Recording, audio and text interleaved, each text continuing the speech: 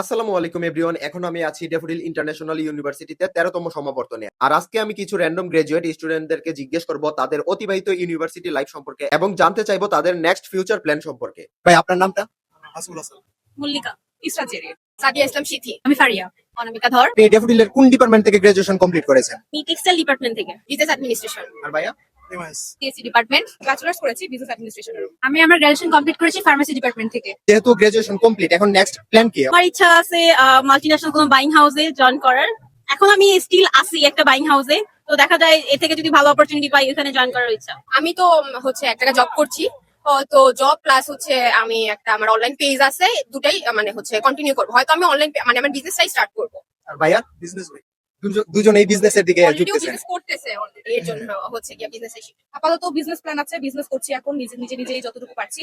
Job related কোনো fascination বা ইচ্ছা নাই, কিন্তু ইচ্ছা আছে যে জীবনে যত সার্টিফিকেট নিতে পারি, মাস্টার্স করবো চিন্তা আছে, পিএইচডি করবো, তত ডিগ্রিজ নেওয়া যায়, ওয়াল সাজাতে হবে। আপাতত কিছু নাই, বাট ইচ্ছা আছে।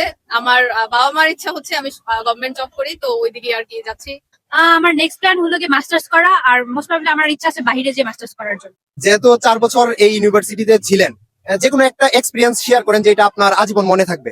এখানে এক্সপিরিয়েন্স বলতে এই যে 4টা বছর ছিলাম, ফ্রেন্ডসদের সাথে ছিলাম, এই মেমোরি গুলো আমার সারা জীবন মনে থাকবে। আর আমার কাছে এমন লাগতেছে যে 4টা বছর খুব ফাস্ট চলে গেছে। এক্সপিরিয়েন্স বলতে অনেক কিছুই আছে, ভালো খারাপ সবকিছু মিলে, কিন্তু সবচেয়ে যেটা করবো আমি মনে করবো সেটা হচ্ছে নৌকা দিয়ে আমরা পারাবার হইতাম। এই জিনিসটা আমার সারা জীবন মনে থাকবে। এত অ্যাডভেঞ্চার আমি ড্যাফোডিলে এসে পাইছি, এটা আসলে কোনোদিনও ভোলার মতো না। আর আমি অলওয়েজ ড্যাফোডিলকে অনেক অনেক অনেক বেশি মিস করবো। যতই আমি ড্যাফোডিলে মানে হচ্ছে বকাঝকা করছি না কেন, কিন্তু আমি ড্যাফোডিলের সবচেয়ে বেশি মিস করবো। ভার্সিটিতে আসার পর যেটা আমার সব থেকে বড় পাওয়া, আমার 5টা ফ্রেন্ড। আমার লাইফের আই থিঙ্ক সব থেকে বড় অ্যাচিভমেন্ট আমার 5টা ফ্রেন্ড। যদি বলি সবচেয়ে আমার মধুর এক্সপিরিয়েন্স ছিল যখন আমার ফ্রেন্ডদের সাথে আমরা একসাথে হ্যাং আউট করতাম, আমরা একসাথে ল্যাব ক্লাস করতাম। সিটি জীবনের ফার্স্ট সেমিস্টারের আর আজকের দিনের মধ্যে যে পার্থক্যটা, ওইটা যদি একটু ফিলিংসটা এক্সপ্রেস করতে। ভার্সিটিতে প্রথম দিনের ফিলিংস তো সবারই অনেক ভালো থাকে যে নতুন একটা জায়গায় যাবে, নতুন নতুন ফ্রেন্ড হবে। আর লাস্ট পর্যায়ে এসে ভালো লাগতেছে, আবার একটু খারাপও লাগতেছে যে চলে যাচ্ছি, আবার ফ্রেন্ডদের সাথেও কবে দেখা হবে কি না হবে। প্রথম দিনের ফিলিংস বলতে ওই দিন তো কাউকে চিনতাম না, ওরিয়েন্টেশনের পরে আর কি টোটালি জানা হয়েছে। তো ফ্রেন্ডস ফরএভার একটা গ্রুপ ছিল, ওটা এখন নাই, শেষ। ওখান থেকে এখন 1জন বা 2জন ফ্রেন্ড স্টে করে, আদারওয়াইজ আর কারোর সাথে ওইভাবে মানে সম্পর্কও নাই। কথা হয়তো ফেসবুকে অ্যাড আছে, কিন্তু কথাবার্তা আর হয় না অফিসিয়ালি ওইভাবে।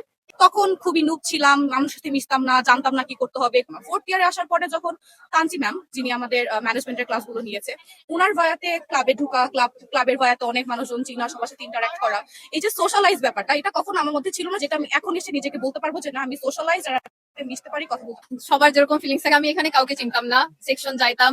ইভেন আমার 2 সেমিস্টার উইদাউট আমি আমার সেকশনে কোনো ফ্রেন্ড ছিল না। আমি একা একা যাইতাম, ক্লাস করতাম, চলে আসতাম। Compare to first semester to last semester, মানে আমি প্রাউডলি বলতে পারি যে আমার মানে লাইফ টাইম যে আমি 5-6টা যে কয়টা ফ্রেন্ড বানাইছি, খুব ভালো ফ্রেন্ড বানাইছি।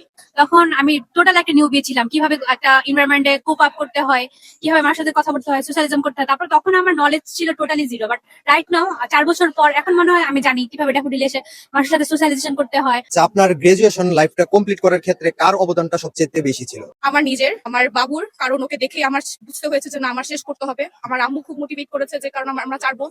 আম্মু সবসময় চেয়েছে যে তার 4টা মেয়ে একদম মাস্টার্স ডিগ্রি বা যত হায়ার লেভেলের এডুকেশন এর সার্টিফিকেটস আছে এগুলো সব তারা অ্যাচিভ করবে। তো সেই হিসাবে আম্মু বুস্ট করেছে কনফিডেন্স যে না মা, তোমাকে আমি কষ্ট করে লেখাপড়া করছি, তুমি শেষ করো, তোমার বাচ্চা হয়েছে বা তুমি বিয়ে করেছো, এটা নিয়ে এটা যেন কখনো কোনো ব্যারিয়ার হয়ে না। আমার মা সব থেকে বড় ভূমিকা পালন করছে, সেটা মেন্টালি হোক, ফাইন্যান্সিয়ালি সাপোর্ট দিয়ে হোক, সব দিক থেকেই। আপনাদের পরিচয়টা কিভাবে? ও আমার শ্বশুর আর কি বাবার একসাথে আমার ফ্রেন্ড। মানে আমার ইনল শ্বশুর আর আমার বাবা আব্বু দুজনের হচ্ছে বেস্ট ফ্রেন্ড। ওই থ্রুতে আমাদের অ্যারেঞ্জ ম্যারেজ, কিন্তু তাদের সব মানে ফ্রেন্ডশিপ অলরেডি 20 ইয়ার্স, কিন্তু আমরা দুজন একজনকে বিয়ে হওয়ার আগে চিনতাম। ধন্যবাদ আপু, আমরা আপনার সুন্দর ভবিষ্যৎ কামনা করি।